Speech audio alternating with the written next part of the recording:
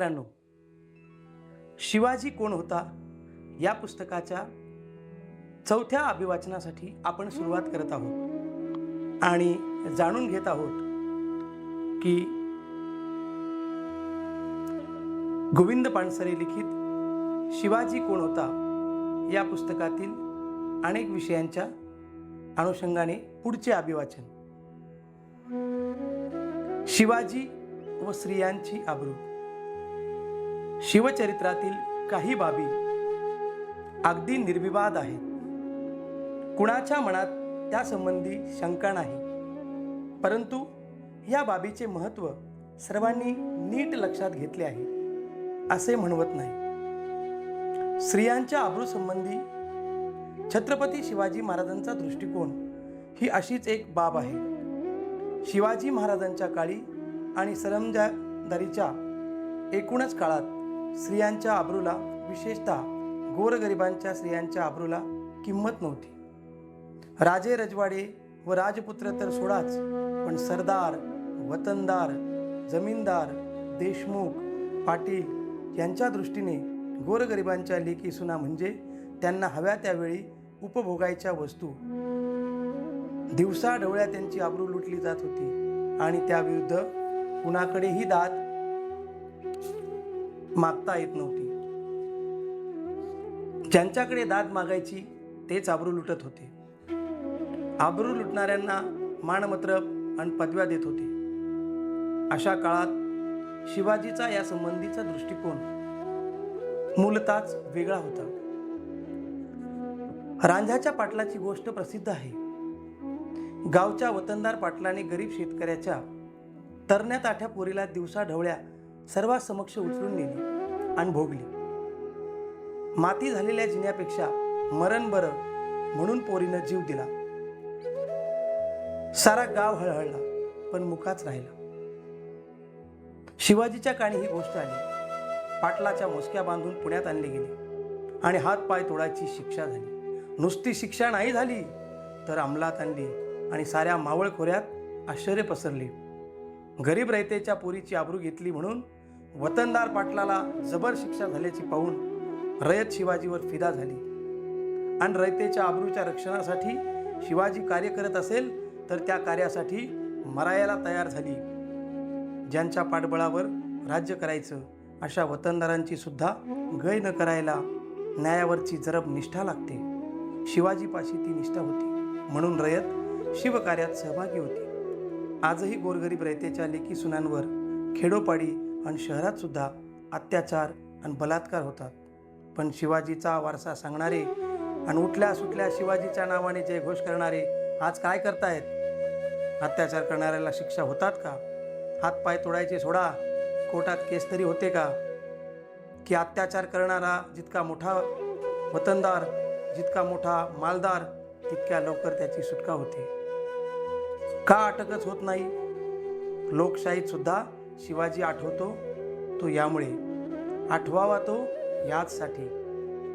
स्वतःच्या नातेवाईकांच्या आणि अधिकाऱ्यांच्या पायाला आणि पापाला पांघरून घालून पुन्हा कुणी शिवाजीचं नाव घ्यायला लागला तर त्याच शिवाजीची आठवण करून त्याला जाब विचारायला पाहिजे. शिवाजी आठवावा तो याचसाठी.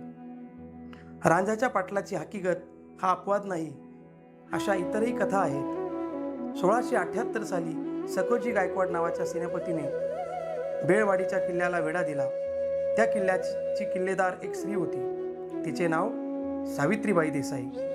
या बहादर स्त्रीने 27 दिवस किल्ला लढविला, पण सकोजीने शेवटी किल्ला जिंकला आणि विजयाच्या उन्मादात सूड भावनेने सावित्रीबाईवर बलात्कार केला. ही बातमी ऐकून शिवाजी संतापला. त्याने सकोजी गायकवाडाचे डोळे काढावयास लावले व त्यास जन्मभर तुरुंगात डांबले. आपल्या विजयी सेनापतीने शत्रूला असलेल्या स्त्रीवर बलात्कार केला म्हणून गय केली नाही, कारण शिवाजीची भूमिका होती स्त्रियांची इज्जत कायम राहिली पाहिजे, मग ती कुणी असो. कल्याणच्या सुभेदाराची सून दरबारात हजर केल्यानंतर तिच्या संबंधी गौरवोद्गार गैरउद्गार न काढता, गैरव्यवहार न करता तिची चोळी बांगडी करून पाठवण्याची कथा तर अनेक काव्यांचा विषय झाली आहे. मुसलमान शत्रूची तरणी ताठियान देखणी सून पाहून आईची आठवण व्हावी आणि आपली आई इतकीच सुंदर असती तर काय झाले असते, असे गौरवोद्गार निघावेत. यालाच चारित्र्य संपन्नता आणि सौंदर्य संबंधीचा निरोगी दृष्टिकोन असावा लागतो. आजच्या भडभुंजा तथाकथित शिवभक्त वतनदार समोर आणि राजासमोर अशी कुणी सुंदर स्त्री आली असती तर त्यांनी काय उद्गार काढले असते आणि काय केले असते याची कल्पना करून पहा. म्हणजे खरा शिवाजी आणि खोटे शिवभक्त याच्यातला फरक उमगेल.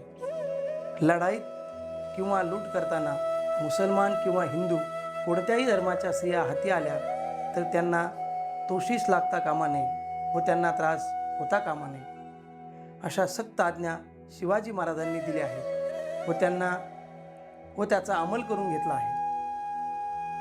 त्या काळात हिंदू असो, मुसलमान, राजे रजवाडे, इनामदार यांची लढाई जाताना जनानखाने, बटकिनी, कुणबिनी, कलावंतिनी बरोबर नेण्याचा रिवाज होता. परमुलखातल्या स्त्रियांना बटकिनी बनवण्याचा आणि भ्रष्ट करण्याचा परिपाठ होता. त्या काळी शिवाजी महाराजांनी सक्त हुकूम दिला होता की मोहिमेत जाताना कुणीही बटकिनी, कुणबिनी अगर कलावंतीस बरोबर घेऊ नये. कुणाही स्त्रीस बटकीन बनविता कामा नये. 21व्या शतकाच्या उंबरठ्यावर भारतातील पुरोगामी न्यायी महाराष्ट्र राज्यात आज स्त्रियांवर बलात्कार होतात आणि बलात्काराकडे दुर्लक्ष करणारे इतकेच नव्हे तर बलात्कार करणाऱ्यास पाठीशी घालणारे शिवाजीच्या नावाने जय जयकार करतात आणि आपण शिवाजीचे वारसदार आहोत म्हणून सांगत फिरतात. समजा शिवाजी आज आला तर शिवभक्तांचे काय करील. शिवाजी व कारभाराची भाषा. भारतात भाषिक राज्य होऊन बरीच वर्षे होऊन गेली. महाराष्ट्र हा एक भाषेचा प्रांत होऊन 50 वर्षे होत आली, पण अजूनही महाराष्ट्रातला राज्यकारभार इंग्रजीतच चालतो. ज्यासाठी एक भाषिक राज्य केले तो हेतू कधी साध्य होणार कुणास ठाऊक. परकीय इंग्रज साहेबाला 150 वर्ष लढून समुद्रापार घालवला, पण साहेबांची भाषा जी बोकांडी बसली ती काही दूर केली गेली नाही. अजूनही एतद्देशीय साहेब इंग्रजीतच बोलतात. चांगले इंग्रजी बोलणे म्हणजे प्रतिष्ठेचे समजतात आणि ज्याला इंग्रजी येत नाही व चांगले येत नाही त्याला गावंढाळ समजतात. शिवकालीन राज्यकारभाराची भाषा मुख्यत्वे फारसी होती. ही किंवा ती भाषा चांगली किंवा वाईट नसते, पण लोकांना फारसी समजत नव्हती. साहजिकच न समजणाऱ्या भाषेतील राज्यकारभार रयतेला आपला वाटत नव्हता. काय चालते ते कळत नव्हते. शिवाजीने विचारपूर्वक राजकोष तयार केला आणि मराठीत कारभार सुरू केला. तो लोकांना आपला वाटू लागला. शिवाजीचे राज्य लोकांना आपले राज्य वाटू लागले. शिवाजी आणि रयतेच्या सामान्य गोरगरीब जनतेच्या लेकी सुनींच्या अब्रूसंबंधी शिवाजी महाराजांचा दृष्टिकोन खूप वेगळा होता. रयतेची संपत्ती म्हणजे कुणाही दांडगेश्वराने लुटायची वस्तू अशी त्या काळी रीत होती. त्या काळी सारख्या लढाया होत होत्या. पायदळ व घोडदळ हे सैन्य सारखे एका ठिकाणाहून दुसरीकडे मोहिमेसाठी फिरत असे. हे सैन्य गावातून जाऊ लागले की मुक्कामास राहिले तर रयतेच्या संपत्तीचे काय होईल. उभ्या पिकातून घोडदळ सुसाट जाई. वर्षभर राबून निढळाच्या घामाने पोचलेले आणि हातातोंडाला आलेले पीक बघता बघता भुईसपाट होईल. ज्याच्या राज्यात राहतो त्याच राजाचे सैन्य असे करीत असे. मग तक्रार कुणाकडे करणार आणि दाद कोण घेणार. स्वतःच्या नशिबाला दोष देत घरातल्या घरात रडत कुडत बसण्याखेरीज दुसरे काहीच करायला वाव नसे. मग बेगुमानं वागण्याची सैन्याला मुभा होती. त्या काळात शिवाजीने सैन्याला आदेश दिले, कोणत्याही मोहिमेवरील कोणत्याही सैन्याच्या तुकडीने शेतकऱ्यांच्या उभ्या पिकातून जाता कामा नये. पिकाची नासडी होता कामा नये. कल्पना करून पहा, उभ्या पिकातून बेदकारपणे दौडत जाणे व उभे पीक मातीमोल करणारे सैन्य वर्षानुवर्ष पाहावयास मिळत असत. पाण्याचा प्रसंग ज्यांच्यावर येत असे त्यांना जर पिकातून न घुसता जाण्याने रस्त्याने जाण्याचे आणि पिकाची जराही नुकसान होऊ नये अशी दक्षता घेणारे शिवाजीचे सैन्य पाहायला मिळाले तर त्यांना काय वाटले? रयतेच्या पिकाची काळजी करणारा राजा, त्यांच्या आज्ञा मानून वागणारे सैन्य आणि हे सर्वजण करत असलेले कार्य यासंबंधी रयतेला काय वाटले असेल? हा राजा आहे, हे सैन्य आणि हे कार्य आपले आहे असे रयतेला का वाटणार नाही? इतरांकडून त्या काळी नुसती पिकाची नासधूस होत नसे, बळजबरीने होत असे. सैन्याचा आणि सरदाराचा गावी मुक्काम पडला तर काय होई? सैन्यातील घोड्यांची दाना वैरण गावातल्या रयतेकडून घेतली जाईल. सैन्याची सरबराई गावालाच करावी लागेल आणि मग गावचा वतनदार पाटील किंवा कुलकर्णी गावातील ज्यांच्याकडे जे असेल ते काढून घेऊन मुक्कामास आलेल्यांची बडदास्त ठेवी. सैन्य आणि सरदार असे वागायला ज्या काळात चटावले होते, दैवावर भरोसा अशा आपत्ती सहन करायची जेव्हा रयतेला झाली होती, त्या काळी हा एक सत्पुरुष येतो आणि सक्त आज्ञा करतो, रयतेच्या भाजीच्या देठालाही हात लावता कामा नये. सैन्यातील घोड्यांना दाना वैरण लागली तर रोख रक्कम देऊन खरेदी झाली पाहिजे. सैन्याचा रयतेला त्रास होता कामा नये आणि नुसत्या आज्ञा देत नाही तर त्याची सक्त अंमलबजावणी करतो. रयतेच्या कष्टाची अपूर्ण कणव शिवाजीला रयतेच्या निष्ठा देऊन गेली. आज तसे सरदार नाहीत आणि तसे घोडदळही नाही, पण नवे सरदार आहेत. घोडदळ नसले तर मोटारदळ आहे. मोहिमेवर नसले तरी आजही नवे सरदार मोटारीच्या काफिल्यासह पाणी करावयास आणि भेट देण्यास गावोगावी मुक्कामास असतात. आज हे नवे दळ गावोगावी कसे वागते? सरबराईस कामी आलेल्या कोंबड्यांचे पैसे मालकाला मिळतात का? सरबराईचा खर्च मुक्कामास आलेले नवे सरदार स्वतःच्या मिळणाऱ्या पगारातून आणि कमाईतून करतात का?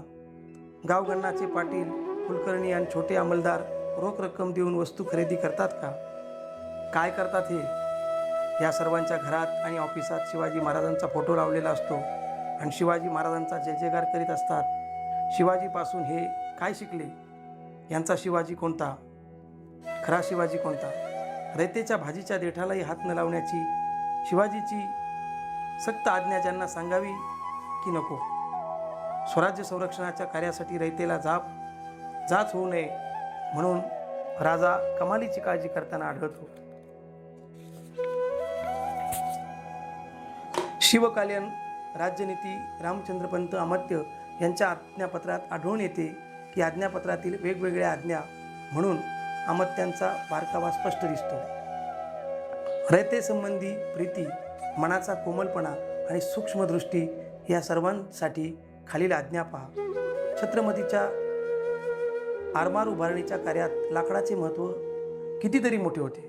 त्याशिवाय आरमार कसे उभारणार? त्या काळी जंगले दाट होती आणि लाकूडही विपुल प्रमाणात उपलब्ध होते. तरीसुद्धा खालील आज्ञा कशी आहेत ते पहा.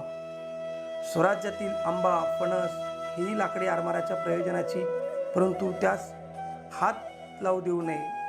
काय म्हणून तर ही झाडे वर्षा 2 वर्षात होतात असे नाही. रयतांनी ही झाडे लावून लेकरासारखी बहुत काळ जतन करून वाढवली. त्यांचे दुःखास पारावार काय? कदाचित एखादे झाड बहुत जीर्ण होऊन कामातून गेले असले तरी त्याचे धन्यास राजी करून द्रव्य देऊन त्याचे संतोषे तोडून घ्यावे. राजवाडे यांच्या 8व्या खंडात खुद्द शिवाजी महाराजांच्या तोंडचे उद्गार नोंदवलेले आढळतात. चिपळूणजवळ पागेचा तळ पडला. अधिकाऱ्यांनी कसे वागावे यासंबंधी राजे म्हणतात. जवळ पावसाळ्याकरिता प्रयासाने साठवलेले गवत पडले आहे. हे लक्षात न घेता कुणी रांगणाळ्या करतील, कुणी आकट्या करतील, कुणी चिलमी असे करून गवतास आग लावून अनर्थ ओढवेल. मग सारी पागाच बुडेल. मग घोडी तुम्ही लोकांनी मारली असे होईल. किंवा हे पहा, तुमच्या पदरी पैसा घातला आहे, लागेल तो जिन्नस पैसा खर्च करून बाजारातून आणावा. तसेच न करता प्रजेस पीडा कराल तर मोगल बरे असे प्रजेस होईल.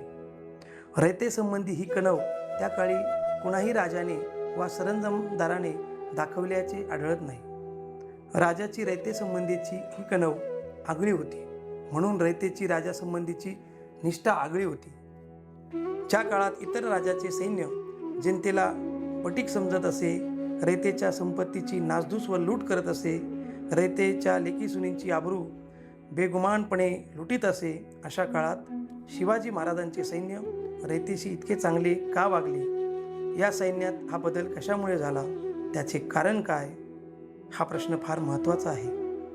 या प्रश्नाचे उत्तर नुसत्या शिवाजी महाराजांच्या चरित्रात सापडणार नाही. केवळ त्यांच्या आज्ञाच या बदलास कारणीभूत होत्या असे म्हणणे अपूर्ण होईल. त्यासाठी या सैन्याची रचना आणि सैन्य ज्या हेतूकरिता लढत होते ती रचना व तो हेतू नीट समजून घेतला पाहिजे. आजच्या या चौथ्या भागात आपण शिवाजी महाराजांची रयतेसंबंधीची आणि राज्यकारभाराची स्त्रियासंबंधीच्या आबरूची भूमिका काय होती हे समजून घेतले. तर चौथा भाग तुम्हाला कसा वाटला त्याविषयी जरूर कमेंटमध्ये लिहा आणि हा व्हिडिओ तुम्हाला आवडला असेल तर तुमच्या सहकारी मित्रांपर्यंत शेअर करा. आजच्यासाठी थांबतो. धन्यवाद. भेटू पुढच्या भागात.